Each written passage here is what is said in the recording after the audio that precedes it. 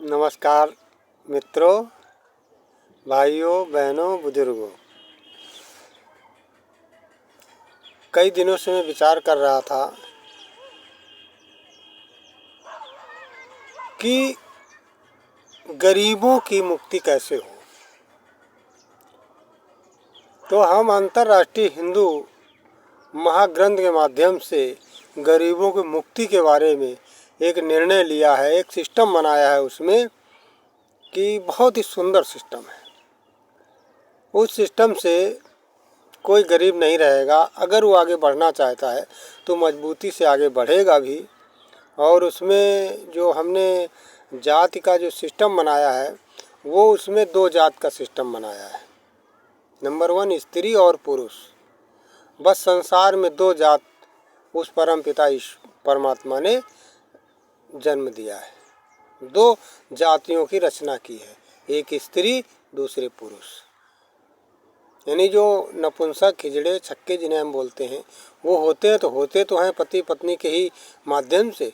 तो इसलिए वो भी मनुष्य में ही आएंगे। तो इसलिए भगवान ने, ईश्वर ने, परमपिता परमेश्वर ने सिर्फ 2 जातों का निर्माण किया है, स्त्री और पुरुष। चाहे संसार के किसी भी वर्ग का हो, चाहे संसार का गोरा हो, चाहे काला हो, चाहे मोटा हो, चाहे लंबा हो, चाहे ऊंचा हो, चाहे नीचा हो, चाहे अंधा हो, चाहे बहरा हो, चाहे गूंगा हो, चाहे लंगड़ा हो, मनुष्य जाति में है तो सिर्फ 2 है, स्त्री और पुरुष। स्त्री पुरुष के संबंध से इस सृष्टि का निर्माण चल रहा है। और स्त्री पुरुष माता पिता भी हैं, गुरु भी हैं, और वो पुत्र और पुत्री भी हैं, बिटिया और दामाद भी हैं, लड़के और बहू भी हैं। इन्हीं 2 लोगों ने सारी के सारे परिवार व्यवस्था डेवलपमेंट की, रिलेशन बने, नातेदारियाँ बनी, गोत्र बने, सब चीज़ें इन्हीं से आई। तो सब लोगों का सिस्टम ऐसे ही चलता है। सबकी शादियाँ होती हैं, अच्छे से होती हैं। किसी की भौरी डाल के होती हैं, किसी की बिना भौरी के होती हैं, किसी की कोर्ट मैरिज से होती हैं, किसी की कबूलनामा से होती हैं। मतलब इस संसार में भांति भांति प्रकार से शादियाँ होती हैं। पर सब शादियों का उद्देश्य एक ही होता है कि परिवार को जोड़ना। तो परिवार जोड़ने का एक और सरल सिस्टम हमने जो है इस अंतर्राष्ट्रीय हिंदू महाग्रंथ में लाने का प्रयास किया है। लोग आज उसके बारे में मालूम नहीं है किसी को, इसलिए किसी को जानकारी नहीं है, मैं किसी को बताता नहीं हूँ।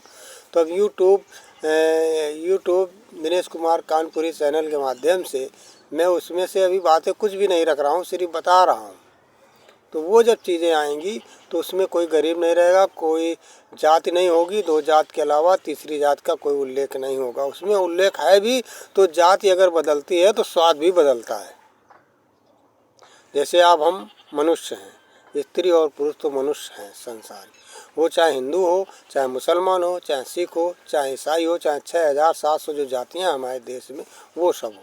वो सब जातियाँ कागज़ पे हैं, अब ज़मीनी स्तर में भी हैं, दोनों तरह से हैं। तो हमारा जो अंतर्राष्ट्रीय हिंदू महाग्रंथ होगा उसमें सिर्फ 2 जातियों का ही जिक्र होगा, स्त्री और पुरुष का। उन्हीं के बारे में, उन्हीं में विद्वान भी होते हैं, उन्हीं में अज्ञान भी होते हैं, उसी में हैवान भी होते हैं, उसी में चरित्रवान भी होते हैं, उसी में चरित्रहीन भी होते हैं। यदि दूसरी जात का इस्तेमाल करते हैं तो जैसे गाय हुई, ये मनुष्य दूसरी जाति है, भैंस दूसरी जाति है, बकरी दूसरी जाति है, बिल्ली दूसरी जाति है। इस प्रकार से 84 लाख जातियां हैं। तो इनमें क्या होता है, इनमें स्वाद बदल जाता है। अगर हम मान लीजिए हम 2-4 जाते हैं, जैसे अब कुशवाहा हो गया, मौर्य हो गया, शाक हो गया, सैनी हो गया, यादव हो गया, जाट हो गया, कुर्मी हो गया, कोरी हो गया। अगर इनको आप जाति में अलग अलग बांटे हैं तो इनके स्वाद का अलग अलग नहीं निर्णय। सबको अगर आप लड्डू देंगे सबको मीठा ही लगेगा, पर कुत्ते के स्वाद से, भेड़ के स्वाद से, बकरी के स्वाद में अंतर हो जाएगा। वो लड्डू खा तो लेगी लेकिन उसका स्वाद अलग है। तो इस प्रकार से इसमें मनुष्य जाति के बारे में कहा गया है। और 84 लाख योनियाँ हैं, वो अलग चीज़ें हैं, वो तो अलग अलग जातियों से हैं। पर मनुष्य ये केवल एक ही चीज़ को दर्शाएगा पूरे वर्ल्ड के लिए कि स्त्री और पुरुष, इसमें कोई भेदभाव नहीं होगा, ऊंच नीच नहीं होगी, जाति पाति नहीं होगी। इसमें इसका एक शेड्यूल है, सिस्टम है, और उस सिस्टम के अनुसार हम मनाने का प्रयास करेंगे। जैसे हमने अभी पीछे कहा था कि अभी हम कई लोग हमें मंच में बुलाने का प्रयास करते हैं, बहुत जगह हमको मंच का निमंत्रण मिलता है, लेकिन मैं हाथ जोड़ लेता हूँ, नहीं जाता हूँ। जब समय आएगा तब उसका भी निर्माण किया जाएगा, और मंच में भी जाएंगे, आपके सामने भी आएंगे, और अपनी बात को साझा भी करेंगे कि गरीब लोग कैसे आगे बढ़ेंगे।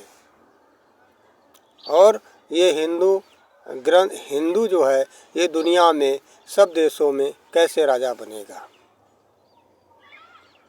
अगर इसमें ऊंच नीच की सीढ़ी बनी रही तो ये कभी राजा नहीं बन पाएगा, भारत को छोड़ के। भारत में तो हो जाएगा, दूसरे देशों में नहीं हो पाएगा। अगर विश्व में मजबूत होना है, विश्व संगठन को लेना है, विश्व की जातियों को साथ में लाना है, तो एक ही दो जातियों का इस्तेमाल करना होगा। उसमें गोरे और काले का भेद नहीं करना होगा, जाति पात का भेद नहीं करना होगा, ऊंच नीच का भेदभाव नहीं करना होगा। जिसके पास बुद्धि हो, जिसके पास विवेक हो, वो ज्ञानी है। जिसके पास ज्ञान है, जिसके पास समझाने की कला है, जिसका स्वयं को समझने की कला है, जो स्वयं के चरित्र को अच्छा रखना चाहता है, तो वही दूसरे के चरित्र को अच्छा करने का प्रयास करेगा। तो ये मेरे भाइयों, मेरे बहनों, मेरे माताओं, मेरे बुजुर्गों, मेरे भारत के सभी दो जातियों वाले स्त्री और पुरुष, आपसे मेरा निवेदन है कि मैं सही बोल रहा हूँ या गलत बोल रहा हूँ। हमारे हर शब्द को आप ही सत्य करेंगे, हमारी हर बात को आप ही सत्य करेंगे। जब आप सत्य करेंगे तो वो सत्य है। मैं ये नहीं कहूँगा कि ये बात सत्य है। जैसे हमने एक दोहा बोलता हूँ, लिखा हूँ कि नर बिना नारी नहीं, नारी बिना न लाल, गुरु बिना ज्ञान नहीं, जन्म बिना न काल। इस सृष्टि का अगर कोई भगवान है तो वह है माँ, जिसने जन्म दिया, हमारी सृष्टि को रचना की है। इससे बड़ा भगवान इस दुनिया में कोई है ही नहीं। दूसरा भगवान है पिता, जिसने नाम दिया है, जिसके नाम से जाना जाता है कि फला पुत्र फला, ये दूसरा भगवान है। तीसरा भगवान है गुरु। गुरु से बड़ा कोई भगवान इस संसार में नहीं है, कि माता और पिता और गुरु, ये तीन ही भगवान है संसार में। और चौथा वो अजन्मा भगवान, वो सब इन तीनों के अंदर भी व्याप्त है, और अज्ञानियों के अंदर, ज्ञानियों के अंदर, जीव जंतुओं के अंदर, सबके अंदर व्याप्त है वो। उसको कोई पकड़ नहीं सकता है, उसको कोई दिखा नहीं सकता है, उसको कोई देख नहीं सकता। देखने के लिए स्वयं देख सकते हो, समझ सकते हो, अनुभव कर सकते हो। वो न लाल है, न पीला है, न काला है, न गोरा है, न हरा है, न नीला है, कैसा भी नहीं है, उसका कोई कलर नहीं है। स्वाद का क्या कलर है बताइए आप? आवाज़ बोल रहा हूँ, आपको सुनाई दे रही, इसका क्या कलर है? कोई कलर है? हमें दिखाई दे रहा है, हम तो फोटो चल गई, खींच के दिखा दिया, लेकिन ये आँखों का जो दिखाई दे रहा है, इसका क्या कलर है? कलर आप देख के बोल लोगे। आपके अंदर दर्द का क्या कलर है? लाल है, पीला है, नीला है, हरा है, गुलाबी है।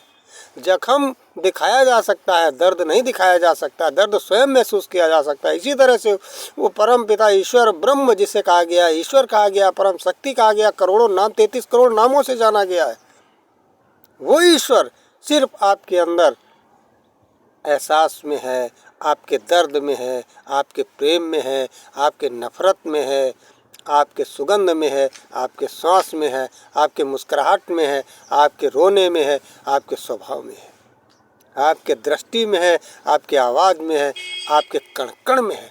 और जब आपके कण कण में है तो संसार के कण कण में है। कण कण में कहने वाले बहुत मिल जाएंगे, लेकिन आपके शरीर के रोम रोम और कण कण में वो ईश्वर ब्रह्म विराजमान है, ये कहने वाला कोई नहीं मिलता, ये समझाने वाला कोई नहीं मिलता। बड़ी बड़ी कथा समझाने वाले सब लोग हैं, लेकिन ये सत्संग समझाने वाले आज की दुनिया में कोई नहीं है।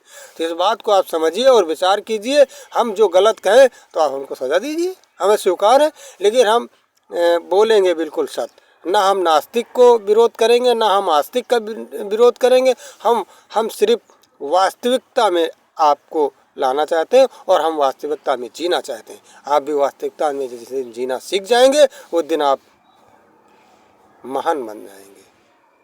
सभी लोगों को मेरा बहुत बहुत नमस्कार।